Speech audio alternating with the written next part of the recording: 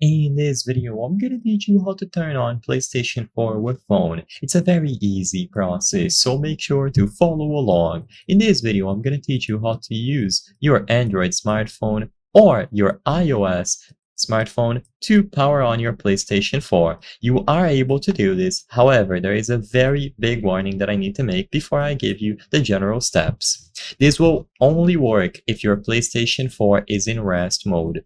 So if all you wanted was to power it on, if it was completely powered off, that is impossible. So I'm just going to give you guys now, I'm telling you that it is impossible to turn it on if it was completely powered off, so you guys don't have to spend time over and over searching for an answer. I did a lot of research and there is no known workaround to this. So the only method to power on your PlayStation 4 with your phone is if it is currently set to rest mode. So I'm getting that warning out of the way now, so you guys don't spend time.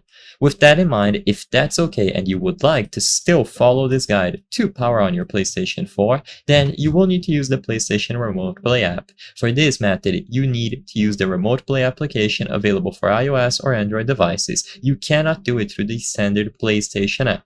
Inside of PlayStation Remote Play, you will be able to connect your console to your phone. So you choose the option to start and you go in close proximity of your PlayStation console. Your smartphone is going to be able to detect the console and vice versa, and once they are connected, you will be able to confirm it.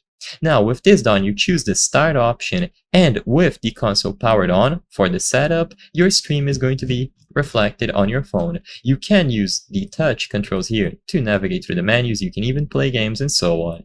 After you are done with the setup, every single time that you open the PlayStation Remote Play app and you tap start, your PlayStation 4 will be turned on if it was set to rest mode. Like I said previously multiple times, it is impossible to power it on if it was completely turned off before.